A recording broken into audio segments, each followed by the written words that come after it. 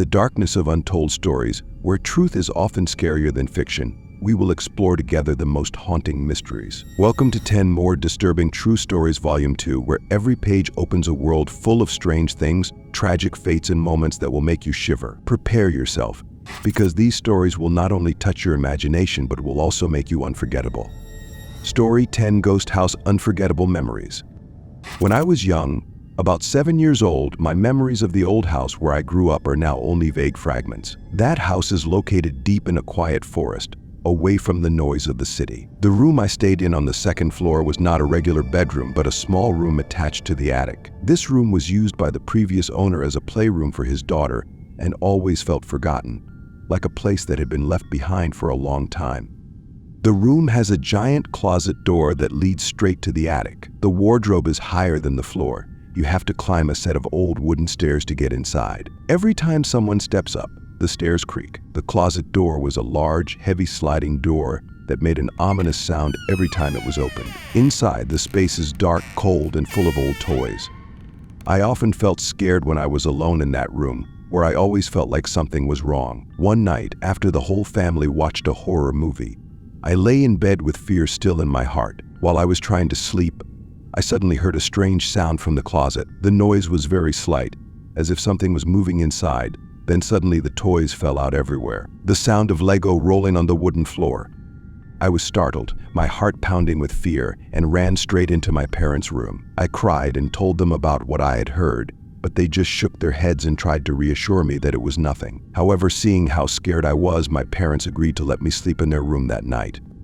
The next night, when the fear had subsided a bit, I almost forgot about yesterday, but suddenly the sound of toys falling echoed from the closet, the dry sound of Lego pieces hitting the floor. I ran back to my parents' room and told my story. This time, my dad started to lose patience and thought I was just imagining things. However, he agreed to let me sleep in their room.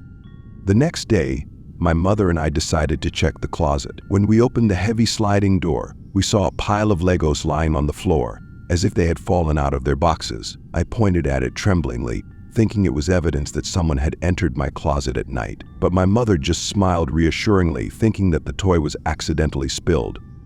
That night, my father decided to lock the closet door tightly so that nothing could get in or out. I lay in bed, feeling anxious and unable to sleep. Everything in the room was silent, only the moonlight shining through the window, creating eerie shadows on the walls. I lay there, listening to every little noise, waiting for something to happen. About an hour has passed. The atmosphere has become more stuffy. Suddenly, the scary sound rang out again. The cabinet door slowly opened, creaking. Moonlight shines through the window, creating a dark shadow standing next to the closet door. My heart stopped beating.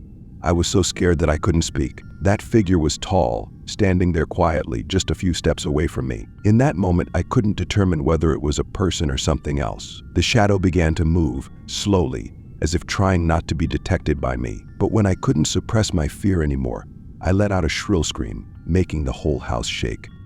The figure suddenly jumped down from the closet, ran quickly out of my room, rushed down the stairs, and disappeared through the front door of the house. My mother immediately rushed into my room, and my father ran down the stairs to catch the stranger. But no one found any trace of him. The police arrived and searched the entire house but found no clues. That man, or whatever it was that had been standing in my closet that night, had disappeared without a trace.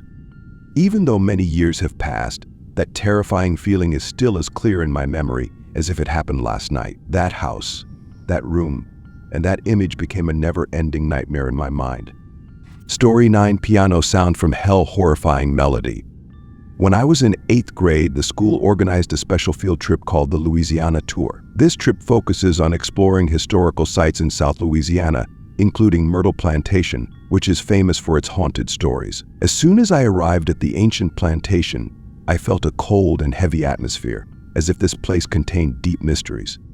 Myrtle Plantation is surrounded by moss-covered oak trees that look like the twisted arms of spirits. The large house with walls covered in history seems to have witnessed many horror stories. At first sight, I felt an uneasy feeling, as if something invisible was watching us. We were led into the house, and I was quickly drawn into this strange space. The rooms have been preserved almost intact from the plantation's heyday. When the tour guide started telling the history of the house, I felt like I was lost in another world, where the past and present blended together in a terrifying way. I stood in a large room with my friends and other students. The tour guide was telling a story, but I couldn't concentrate. There's something strange about this room, something I can't identify. Suddenly, amidst the silence, I began to hear a strange sound, soft but clear, like a piano being played. At first, I thought I heard wrong or that the sound was just part of the tour. But as the piano continued to sound, each note humming in the quiet space, I began to feel worried. I turned my head and looked around the room, trying to find the source of the sound. However, there was no piano in the room, and the sound continued, growing clearer and clearer.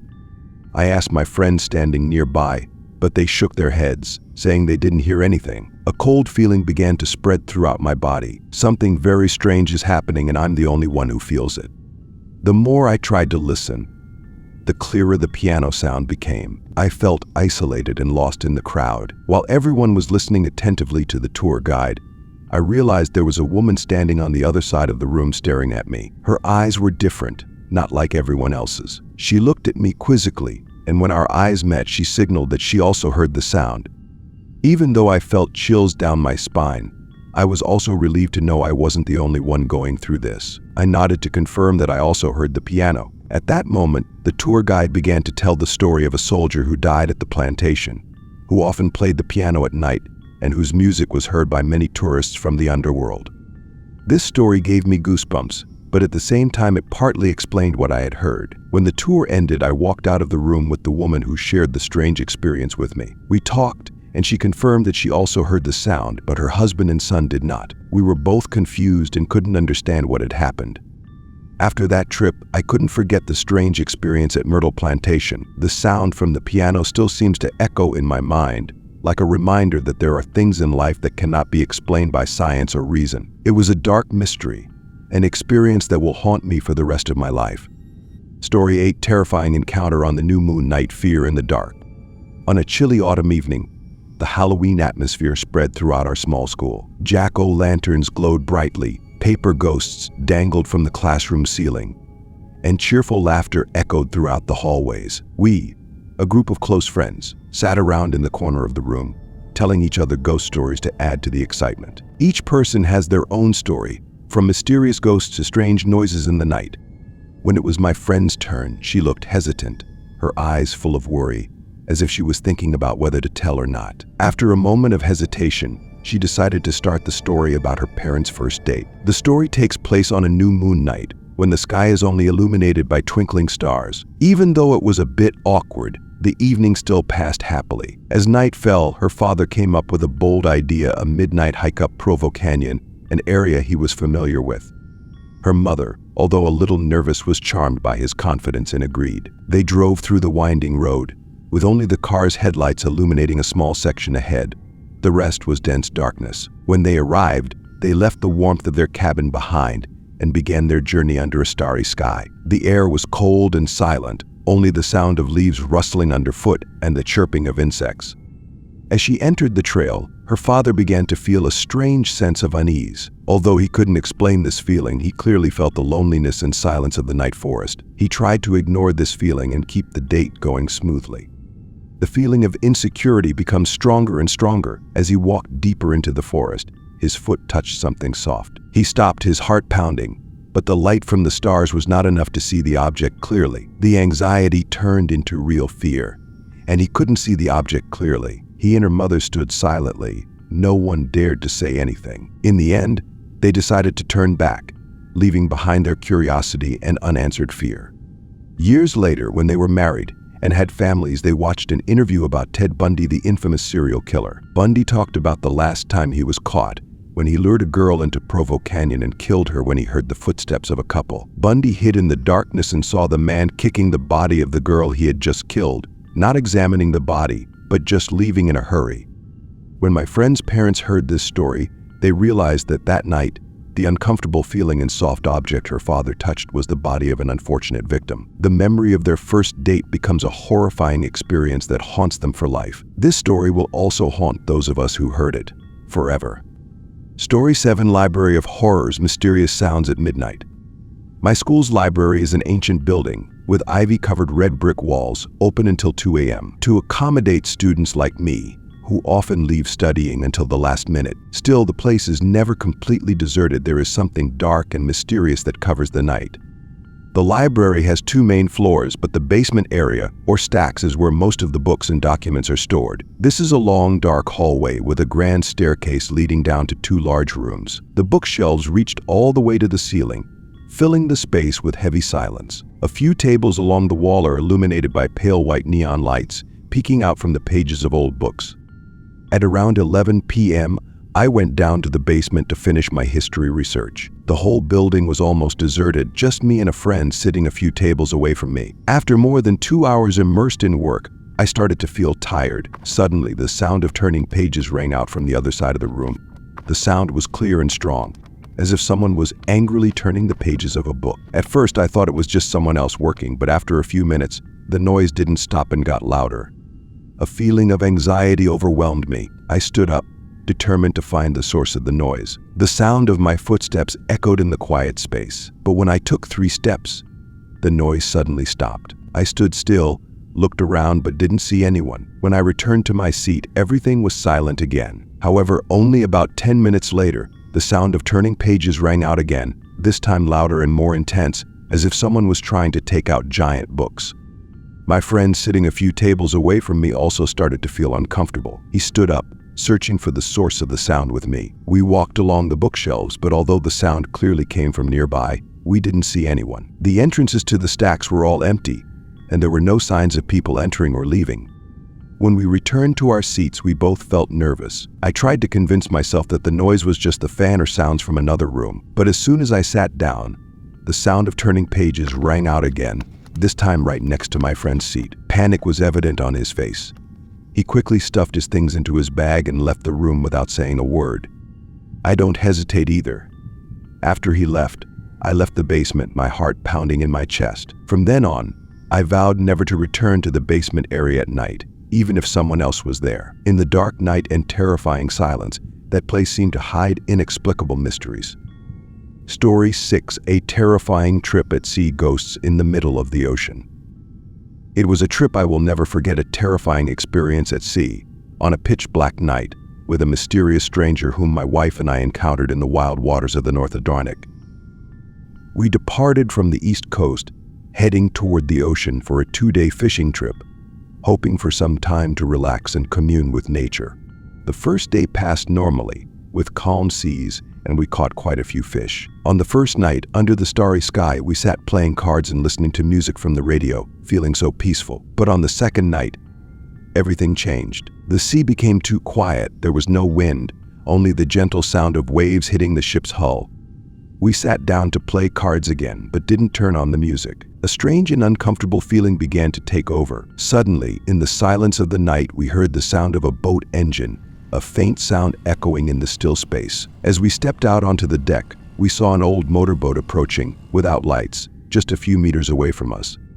The boatman was a middle-aged man with a thick beard and a faded baseball cap. His face was hidden in darkness, making it difficult to see clearly. He stopped the boat right in front of our bow without saying a word, just standing there and staring at us. A feeling of insecurity rose within me. I approached and asked him if he needed any help. He asked in a hoarse voice if we had gas for the boat. I shook my head apologetically and said we didn't have one. However, when asked if he needed a ride because he was low on fuel, he immediately refused, saying he had plenty of gas. His answer was completely opposite to his original question, making me feel confused and worried. The silence between us grew heavier, broken only by the sound of the waves and the gentle roar of the boat's engine. The man stood there, his dark eyes staring at me, as if trying to read my thoughts. My wife stood next to me, holding my hand tightly, both of us feeling extremely nervous. Finally, the man broke the silence by asking if we had caught many fish. I tried to stay calm and replied that we also caught a few. He smiled slightly, but that smile didn't reach his eyes, just a cold curve on his lips. I asked him how he could cross this sea at night without lights. He just chuckled, a creepy laugh as if I had just told a bad joke. The man turned the boat around and walked away into the night, leaving us in uncomfortable silence. My wife whispered to me that she was afraid he was planning to rob our boat. I felt the same, but there was something more terrifying. Why did he come to us in the middle of the night? Far from shore, and alone in a small boat. I decided to turn off all the lights on the ship and steer a little north to make sure he couldn't find us so easily anymore. At around 2 a.m., I was awakened by my wife's terrifying scream. My heart was pounding as I jumped out of bed, only to see a figure standing at the edge of the bed. I rushed towards the intruder, but he snuck out of the cabin before I could touch him. I heard the boat's engine start outside, and that shadow plunged into the dark night again. We did not hesitate another moment. Immediately, I started the boat and brought us back to shore. We reported the incident to the police, but there was no news about the man or the old motorboat. Since that night, I still don't understand what that man wanted from us, or what he intended to do when he broke into our ship in the middle of the sea. Those images still haunt me, giving me nightmares to this day. Story 5: Black Shadow in the Room, a Nightmare with No Way Out. The room was in darkness, with only a little light coming in from outside through the curtains. The room layout is very simple. My bed faces the small alcove, but that corner is always hidden by the wardrobe, making it a dark area, receiving no light from the ceiling lights or from the outside. I lay in bed, closed my eyes, trying to sleep, but an uncomfortable feeling gradually invaded my mind, as if someone was watching me intently. That feeling became more and more clear, making my heart beat faster. I tried to understand and convince myself that it was just my imagination, but that feeling did not disappear but became stronger and clearer. Something or someone was looking at me with malicious eyes. I can't ignore this feeling anymore. In confusion and fear, I opened my eyes and looked into the darkness. My eyes were drawn to the dark corner of the room, where light never reached. There, in the dark corner, I saw a faint shadow. It was just a vague but clear shape. It stood still, as if watching me from the dark. A chill ran down my spine.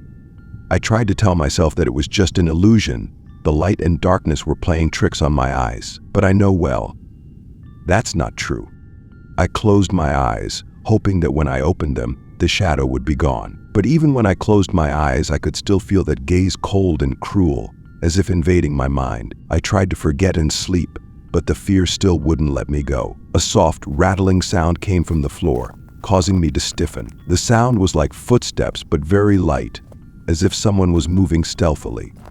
I opened my eyes again, my heart pounding. That shadow, it was getting closer. Now it is no longer just a faint line, but seems clearer. My senses were so tense that they were unbearable. I quickly pulled the blanket and pillow over my head, trying to shield myself from what I knew was coming closer. I trembled, tears streaming down my face, and silently prayed that the thing wouldn't come any closer.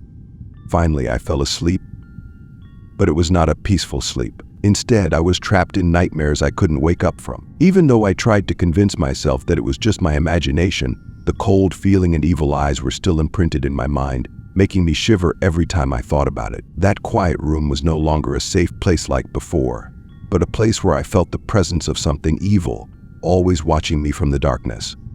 Story 4: Terrifying Memories of a Camping Night, Strangers in the Dark. In mid-July, my family decided to go camping together for the first time. I was 18 years old, and my brother and sister, 11-year-old twins, were excited and nervous as we headed out of the city and into the wild countryside. Although he didn't arrive at an official campsite, my father parked the car on the side of a quiet road, and the family headed deep into the woods, away from all traces of humans. We walked about a mile into the woods, where there was no one but silence and darkness. Finally, we found a small clearing where the sunlight couldn't reach. Here we set up 2 tents, one for me and my siblings, and one for my parents. When night falls, thick darkness covers everything and the forest comes alive with the cries of night creatures. I crawled into my sleeping bag and tried to close my eyes to sleep, but the uncomfortable feeling kept bothering me. The ground was hard and cold, making it impossible for me to find a comfortable position. When my siblings and I fell asleep, I still tossed and turned, trying to soothe myself to sleep. Suddenly, the gentle sound of the tent zip echoing in the quiet space. I immediately opened my eyes, my breath caught in my throat. A head poked into the tent. The darkness obscured it, so I couldn't recognize who it was. I tried to stay calm, thinking it might be Mom or Dad checking on us, but the awkward, heavy silence felt wrong. That person said nothing, just stood there looking into the tent. Feelings of insecurity surged. I whispered a question but received no response. The person's head slowly retracted and I heard footsteps quickly leaving the tent, the zipper still open. My heart started pounding in my chest and I knew I had to get it checked out. I crawled out of my sleeping bag and walked lightly but quickly towards my parents' tent. When I unzipped their tent and crawled inside, I saw my parents still lying in their sleeping bags, unaware. I shook my father awake, filled with fear. When Dad woke up, I quickly asked, did he check on us? My father was still sleepy and shook his head to say no. A chill ran down my spine when I heard that answer. I woke my mother up, but she also shook her head, affirming that she had not left the tent. My fear increased tenfold when I realized that a stranger had approached our tent, unzipped it, and looked inside. I don't know who it is and don't dare to think about their purpose. That cold and scary feeling haunted me all night, not letting me sleep for even a minute. Every little sound, every chirp of the insects out there is like a warning of the presence of a stranger in the dark. To this day, the memory of that night still makes me shudder every time I think about it. A haunting image that I cannot erase. Story 3: The Mysterious Painter Traces of the Soul. During my parents' honeymoon in Key West, they chose a hotel to enjoy their time together. Upon check-in, they were informed that their room was a non-smoking room. Because my father is a smoker, he was dissatisfied and asked to change rooms immediately. Hotel staff quickly moved them to another room upstairs, and they took the elevator to their new room. When the elevator stopped and the doors opened, my parents were enveloped by the strong smell of new paint. The hallway was filled with such a chemical smell that it made them feel uncomfortable. Along the hallway, they saw a painter working intently with a paint bucket, brushes, and floor coverings around him. Although my parents tried to greet them, the artist seemed completely unaware of their presence, did not raise his head or respond. When entering the new room, the smell of paint was even stronger than in the hallway. The room was stuffy, which made my parents decide to go back to the front desk to request another room change. The receptionist appeared confused upon hearing their story, stating that there was no painting scheduled that day on that floor. Still, she agreed to change rooms without asking any questions. My parents went back to the previous floor to get their luggage. When he arrived at the hallway where the artist had been working just 10 minutes before, everything was gone. The paint box, tools, and canvas were all gone. What's even more strange is that the previous strong smell of paint has completely disappeared. The air is as fresh as if no one had ever worked there. The sudden and comprehensive change made my parents feel cold and insecure. Even though they felt confused and scared, my parents didn't want to think too much about it and quickly moved to a new room, trying to leave the strange things behind. They told themselves maybe it was just a misunderstanding or confusion about the artist's schedule. The next morning, when they went down to the lobby for breakfast, they overheard a group of tourists listening to the tour guide tell them about the hotel's history. When the tour guide started telling about an event that happened many years ago, my parents listened with curiosity. They heard that many years ago, an artist worked on the floor where they used to live. While painting the hallway, he had an accident and fell into the elevator shaft and died on the spot. This story left my parents dumbfounded. The image of the artist from last night immediately appearing in their minds, his silhouette, his tools, and his mysterious presence. Even though my parents are not people who believe in the paranormal, after that incident they couldn't explain it rationally. The fear and coldness from that story still cling to them, making them feel insecure about what they have experienced. Even though they try to forget, the memory of the mysterious artist and the empty hallway still haunts them. Story 2: The Mysterious Painter Traces of the Soul. The story I'm about to tell haunted me for a long time, even though it didn't happen to me but to my cousin Nikki. Every time I think about it, I feel chills and indescribable fear. One ordinary Friday night, Nikki was chatting with her girlfriend Sam over Skype. At 1 a.m., they were still passionately chatting. Sam invited Nikki to stay the night, but Nikki refused because she didn't want to drive late at night. Everything seemed normal until Nikki noticed something strange. The closet door behind Sam, which was closed, was now slightly open, creating a small gap. Nikki pointed toward the closet door and informed Sam. Sam looked back, laughed, and assumed it was just the wind. They continued chatting, trying to ignore the anomaly. But about half an hour later, Nikki saw the closet door open a little wider, making a light click sound. Nikki felt worried and asked Sam if her brother was hiding in the closet. Sam insisted she was home alone. Although nervous, Nikki tried to calm herself. As the conversation continued, the closet door slowly opened wider. Nikki was horrified to see a figure step out of the closet, calmly walk across the room and disappear from the webcam's view. Sam didn't seem to notice anything and continued chatting. Nikki panicked, asked Sam to lock the door and call the police immediately. Sam sensed the seriousness of the situation and ran to the door, but it was too late. The stranger was standing right in front of the door, looking at her with cold eyes. Sam screams, slamming the door and locking it, while Nikki urges her to call the police. Nikki immediately called the police and drove to Sam's house as quickly as possible. On the way, he kept calling Sam, but there was no response. When he arrived, Sam's front door was still open, but inside it was eerily silent. Nikki ran into the house, calling Sam's name, but no one answered. The police arrive and break down Sam's bedroom door. The scene inside sent chills down everyone's spine. Sam sat huddled in the corner of the room, shaking and so shocked that he couldn't speak. When they asked, Sam only said that someone was standing right in front of her, staring through the crack in the door before she could close it. Although the police searched the surrounding area, they found no trace of the stranger. This story makes my whole family shudder every time it is mentioned, and Nikki will never forget the terrifying eyes she saw on the screen that night. Story 1: Strange Faces in the Storm. Terror from outside. That night, the storm raged violently with rumbling thunder and torrential rain. I sat watching movies all night, and even after watching Forrest Gump for the 100th time, I still couldn't take my eyes off the screen. As it approached 2 a.m., I decided it was time to go to bed. I really liked the feeling of lying in my room during a storm. The sound of the storm seemed to make everything more interesting. As I lay under the blanket, the wind howling outside and thunder tearing across the sky, I suddenly heard a strange sound. Something hit the window. It wasn't the sound of rain falling, but a clear collision. During the fierce storm, I didn't think much about it and tried to go back to sleep. But a few seconds later, the noise came again. Something hit the window again. I glued my eyes to the bed curtain, my heart beating faster. It couldn't have been my dad, because he would call if anything happened. Another rock hit the window, and now I was completely scared. I didn't want to look out the window, but I knew that the light from the TV in my room could attract the attention of anyone outside. I told myself that if I ignored them, they might go away. But immediately another rock hit the window, and the rain began to stop, making the atmosphere even quieter and more scary. I heard the truck engine barreling down the road, an unmistakably loud sound. I quickly got out of bed and was about to call the police. As I ran down the stairs toward the phone, I walked through the front door and saw something through the glass on the door. It was a human face looking into the house, with a strange smile on its lips. I felt my heart stop beating.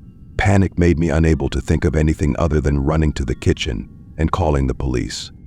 I informed the police that someone was trying to break into the house and emphasized the need for urgent assistance. They said there was an officer nearby and would be there shortly. While I was calling, the person outside started twisting the door handle and trying to open it. I quickly grabbed a knife from the kitchen to defend myself, shouted that the police were coming, and ran back to my room. The pounding on the door had stopped. No more rocks were hitting the window. I didn't dare look outside, afraid that something or someone was lurking out there. The sound of the truck rolling and disappearing in the rain increased the feeling of tension. A moment later, I heard police sirens and the doorbell ring. I opened the door for the policeman and explained everything. I described the face I saw through the window, but unfortunately I couldn't provide more information about the truck because I couldn't see it clearly. I regret not searching faster, feeling like I missed the opportunity to provide information that could have helped the police catch the fearmonger. I don't know what their intentions were to rob the house or worse, but the memory of that night still makes me tremble every time I think about it. And as the final pages of 10 More Disturbing True Stories Volume 2 close, take a moment to reflect on what you just experienced. These stories are not only pieces of fear, but also lessons about the darkness in the human soul. Don't let the light of day erase those haunting images. Keep them in your mind as a reminder that sometimes the truth is scarier than we imagine. See you on your next journeys into the world of horror.